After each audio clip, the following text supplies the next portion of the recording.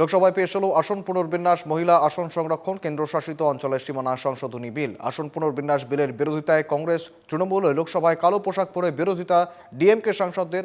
বিলের প্রস্তাবে বিরোধিতা তৃণমূলের কাকুলি ঘোষ দস্তিদারের। আসন পুনর্বিন্যাস নিয়ে বিরোধীরা গুজব ছড়াচ্ছে, এই বিলে কোনো রাজ্য বঞ্চিত হবে না, দাবি সংসদ বিষয়ক মন্ত্রী কিরেন রিজিজুর। সঙ্গে রয়েছেন প্রতিনিধি বাসব রায়। বাসব দা, একটু আগে আমরা কথা বলছিলাম এই বিলগুলি নিয়ে, ঠিক বর্তমানে কি আপডেট রয়েছে? অধিবেশন চলছে? হ্যাঁ, অধিবেশনে প্রস্তাব পাশ হয়েছে। এখন আমাদের কেন্দ্রীয় মন্ত্রী অর্জুন রাম মেঘওয়াল তিনি প্রস্তাবের পক্ষে, মানে বিলের পক্ষে, যে কেন ডিলিমিটেশন দরকার, কেন ডিলিমিটেশনের পরে মহিলা সংরক্ষণ দরকার, সেই নিয়ে সরকার পক্ষ থেকে বলছেন। তো সরকার পক্ষের আরো কয়েকজন বলবেন, বা সুরি স্বরাজ আছেন, তার মধ্যে সুষমা স্বরাজের মেয়ে, তিনি বক্তা হবেন। বা এবার অন্যান্য দল, অর্থাৎ বিরোধী দল, কংগ্রেসের থেকে কেউ বলবে, তৃণমূল, ডিএমকে, যারা বিরোধী আর কি, তারা বলবে এইভাবে চলতে থাকবে বিষয়টা, আলোচনা এভাবেই হয়। প্রধানমন্ত্রী সম্ভবত, মানে যা শিডিউল আর কি, যা স্কেডিউল, সূচি অনুযায়ী 3টের সময় বলার কথা, সেটা 3:30ও হতে পারে। আর এটা নিয়ে পরশু দিন 18 তারিখ ভোটাভুটি হবে।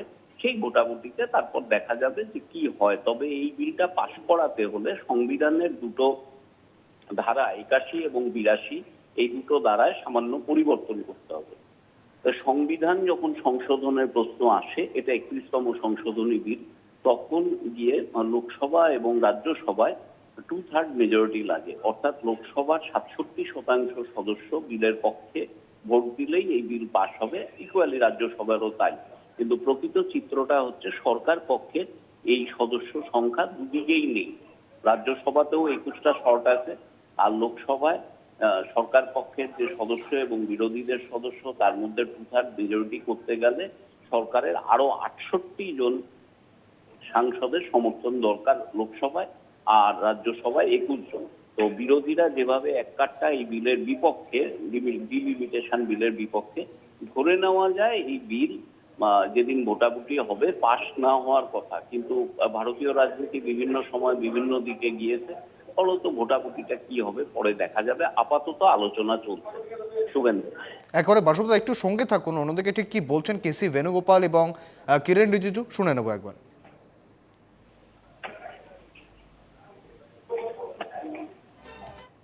Completely hijack that constitutional protection, and they want to put the bill is very clear, sir. The bill, sir, 33% of women reservation. Why don't you implement in 2024 election? We insisted that women reservation should be implemented in 2024. You brought a bill that women reservation will be implemented after the census, and census after delimitation. This is by the government only, not from opposition. Now you are telling delimitation census is not possible before 2029. Therefore, you have a better example in Assam. You have a better example in Jammu Kashmir. How you completely done the delimitation exercise? Every entire country know that. You want to centralize that delimitation now nationally. Sir, my point is that, sir, this is against. Sir, you are. When Indira Gandhi ji was the Prime Minister, the protection of the state has been given by the Constitution 25 years. Sir, Atal Bihari Vajpayee ji also in 2001. Atal Bihari Vajpayee also extended that protection. Now you want to take away the protection given by Indira ji and Atal Bihari Vajpayee. Your intention is very clear, sir. Your intention is to hijack